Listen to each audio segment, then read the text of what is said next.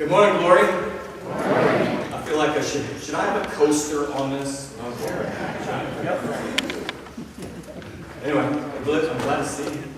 You know, and I am glad to see you too, every one of you. It's good to be together. And this is, we should do something where we have everybody come up here and look out at everybody, so you can see how beautiful we are. But then if we did that, then you wouldn't be there because you'd be here. So maybe we can work it out where we do that one at a time or something. Because this is a privilege that I get to look at you. And so this is good. So again, welcome. It's good that we're together. Glad to see you. And as Paul mentioned earlier, we are in the midst of a message series called Profiles of Encouragement. And last Sunday we talked about Rahab, who was an innkeeper / prostitute, who God used in a mighty way, although for many it wouldn't necessarily have been off the top a significant way, but it turned out it was huge to accomplish what God wanted to do in the world. And a reminder that we don't have to be all, perfect and cleaned up before God will work in us. God wants to begin something beautiful in each one of us. And today we're going to talk about a guy named Matthew. Now, my question for you though as we begin is, if Jesus showed up at your workplace, what would you do? Well, seriously, I want you to think about this. If Jesus showed up at your workplace, what would you do? Now, you might say, well, I'm not working right now, so I'm off the hook and I'm just going to check out for about 20 minutes. But I would encourage you not to do that, because whatever it is that you do, spending your time, even if you think you're not doing anything, and even if you wouldn't call it work, if Jesus showed up, what would you do? And what would he say? You may have heard me tell the story, and I'll condense it a good bit. One of the ways that God got a hold of me was I was in the midst of traveling to a place where I was going to tell a potential employer why I'm so awesome and they should hire me. This was a while ago when I still thought I was pretty awesome. And so I'm all ready to go. I had hair then. And so I had goop in my hair probably, or spray back in those days. I don't know. Anyway, I was all slicked up, suit on, tie, everything looking good. Probably put a little smelly stuff on, so I was ready to go. Got behind the wheel of the car, and I'm ready to go wow this potential employer. I had no doubt that when I got out of the room, I'd have a job, I'd have all kinds of benefits, things were going to be good. I sat down in the car, and I remember just for some reason, one last check of my resume. This was back in the day when you just didn't do it on your own computer because you didn't have your own computer. I had spent money to have this professionally printed. It looked really good. Except there was a misspelled word that I found. And I remember thinking, I can't drive and wow this person on this interview if I know that there's a mistake on my resume. And that's when God said to me, Tom, who are you trying to kid anyway? Now you might think, well, I should say, that's how I ended up here today. Through a long process, I'm here. Now, there's a lot of stuff that had to happen between that moment and this moment.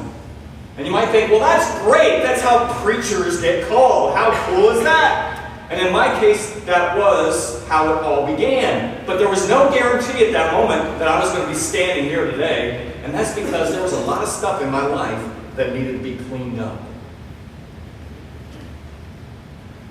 It's like Jesus said to me when I was sitting in that car, it's like he showed up and looked at me. And the question was, what do I say?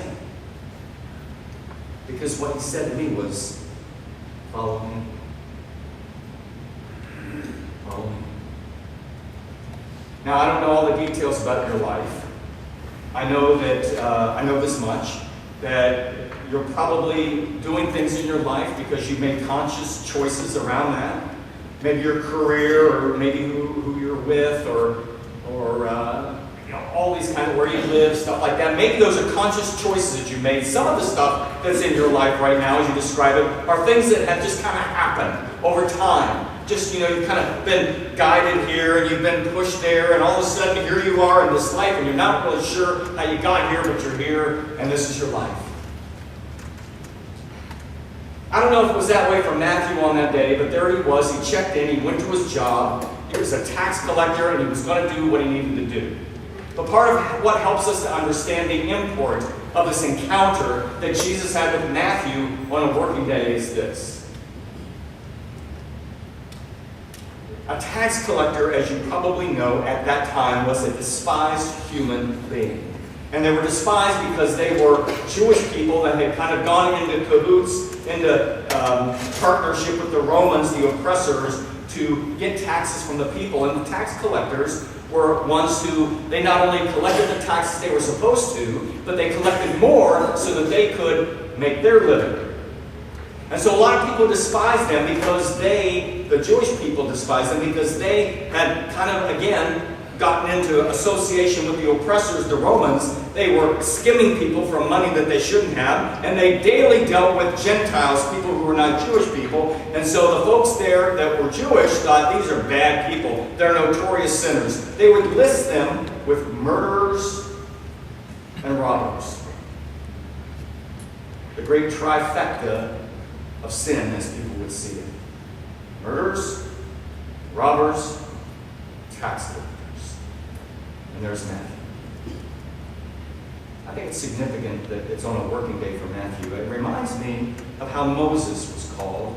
You might remember in Exodus chapter 3, back in the Old Testament, Moses encounters this burning bush, and out of that bush, God speaks to him. It was a working day. Moses was tending his father-in-law's flock out in the wilderness when God approached him. James and John, Andrew and Peter were fishing or tending their nets when Jesus showed up.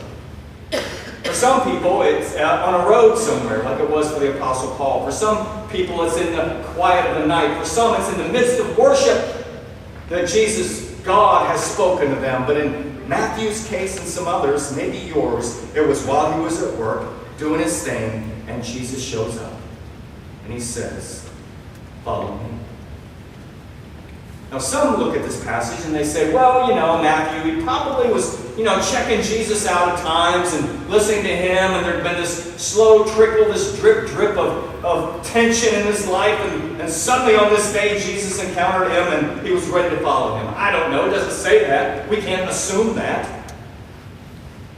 I think there's something powerful of saying, you know what? On that day, in that moment, Jesus, the Son of the living God, Jesus, God in the flesh, right in front of him, said, "Follow me." And he got up and he did it. Why did he do it? Why would he do that? Why would anybody do that? Because from everything that we can read and everything we can see, that was the last day he worked. It doesn't say that he punched the time clock or anything, say, I'm going to work the rest of my shift and then I'm going to go. He got up at that moment and he followed Jesus. And I dare say his life was forever changed. Why did he do it? I think part of the reason he did it was because Jesus came and didn't interrogate him. He didn't say, Matthew, I've been watching you, and the last 3 people you've really ripped off terribly. Matthew, I've been noticing your home life, and things aren't good there. He didn't interrogate him. He simply invited him to follow. And he did. And there are the Pharisees, probably watching all of this unfold, and then how upset they were when it ends up that Jesus accepts an invitation from Matthew to go to Matthew's house, of all places, and to have a meal with him. The traditions around having a meal with people were huge. It meant something. It meant that you were willing to share your life. You were willing to kind of see yourself on a similar level with them. I think it's similar even today, if you think about it, when you have a meal with somebody, and there's Jesus and the 12 having a meal. The Pharisees don't like it. Now, the Pharisees, I think, and these were religious leaders of the day who were trying to live holy lives. And I think Jesus had a great deal of affection for Pharisees, really. Because I think he appreciated what they were trying to do. They were trying to, honor God with their lives. They weren't perfect people. But they wanted to be holy. They wanted to give their lives to God. They wanted to do the right thing. The problem was that the Pharisees were so intent on being holy that they couldn't reach out and be concerned with the person who was in front of them, who was broken and hurting and struggling with sin. They couldn't see that. They were afraid they were going to get themselves sullied and messed up and somehow get something on them from that brokenness, and they didn't want it, what they had worked so hard by following rules to do. And Jesus just breaks through all of that, doesn't he? He goes and he invites, he goes into the midst of those who are sick, and he says, I've got something for you. It's me. It's me you need. So they go to the house and they're having a meal together.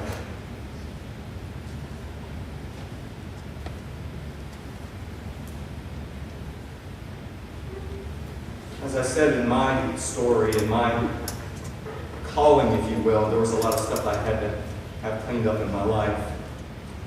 God had a lot to do, and God's still working on me. God's still cleaning me up and doing things in my heart and in my mind. It's a long process, but God has never left me in the midst of it. He loves me, and He's not going to quit on me.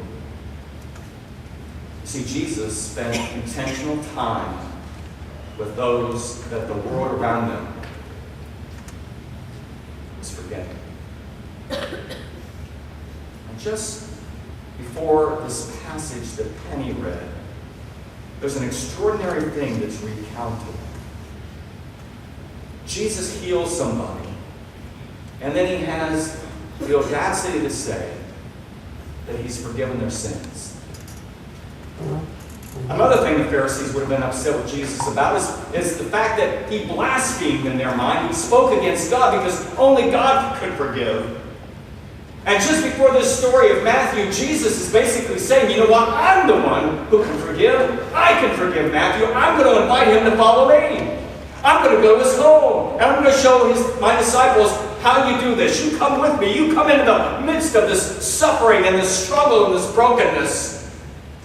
And let people know that God has come for them too. We are ushering in this kingdom. We have the power through Jesus to speak forgiveness. And he did all this. He reached into those people's lives because it's not God's plan for people to be sick. It's not God's plan for people to be broken. It's not God's original plan for people to die. But it's where we're at now because of the unfolding rebellion of human beings against God. So here we are, but God wouldn't give up. God wouldn't quit. He sent Jesus, and Jesus says, follow me. Now, we don't know the specifics of what Matthew had to do, what he had to give up, other than, I don't believe, as I said earlier, they ever again collected a tax. But my question is, what is he calling you to do? What is he calling you to be? You see, because I'm convinced that God has not called you and me to be in church for an hour a week, and then that's it. I believe that God, through Jesus Christ, has called you and me to full-time ministry. Even if you've got another full-time job, I'm telling you that God has called you and me to full-time ministry, to a full-time walk with Jesus, a full-time life of obedience and following Him. I don't believe He calls us to show up to church once a week, but He calls us to a life. And when Jesus shows up at your work, He shows up at your play, when He looks at you and you're looking in the mirror and says, follow me, there's some decisions that you and I have to make.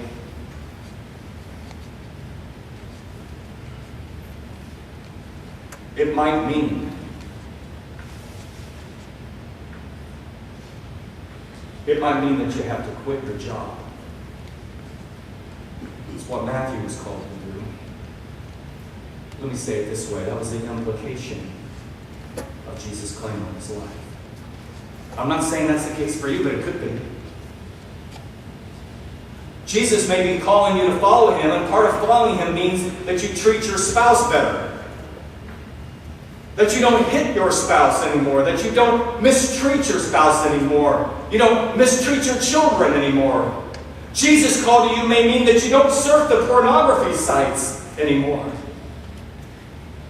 Jesus' call to you might mean that you begin to look at your neighbor and see their need and begin to do something for them. Oh, it could all be good. It all will be challenging, no doubt. But He is calling you. He is calling me. And some of it is places that we want to go and things that we want to do. But just as assuredly, there are some things and places where we don't want to go. And yet, because He's going there first, He's going there with you and me. He's going to get you there. He's going to be with you.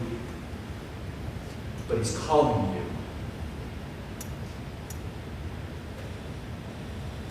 Will you obey? Will you let Jesus clean up in your life what needs to be cleaned up?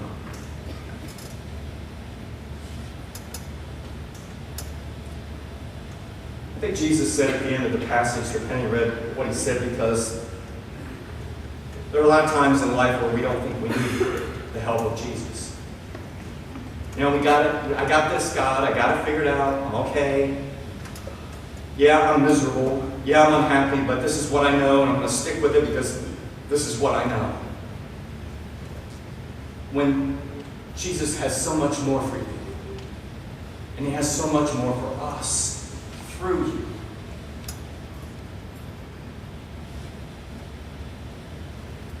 See, I believe that Jesus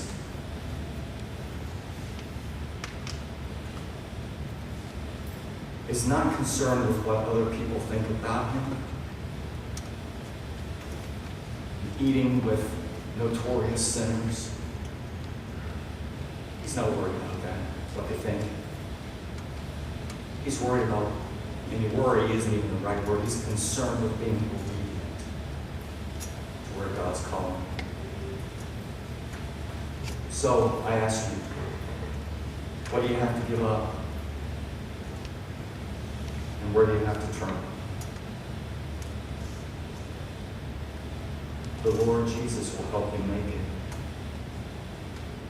it. But He wants you to live a life of following Him, a life of obedience, allowing Jesus to clean up your brokenness. Now, you know me. I hope by now I've been with you a year. And with this message series, you know I like to be an encourager.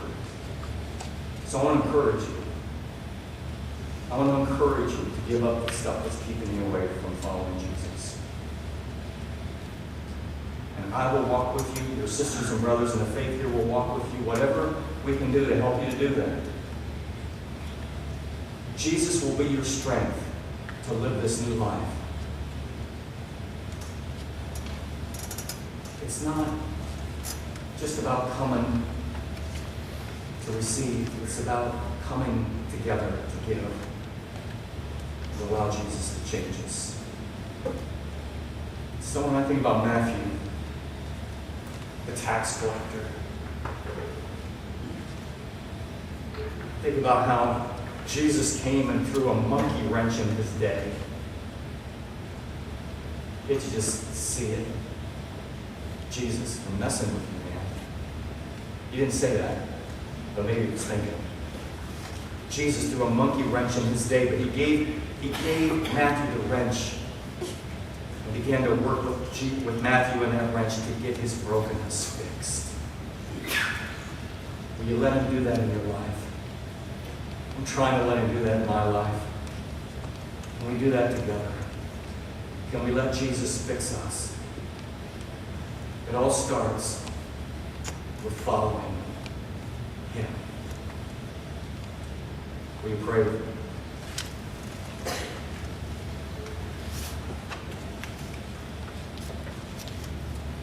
Lord,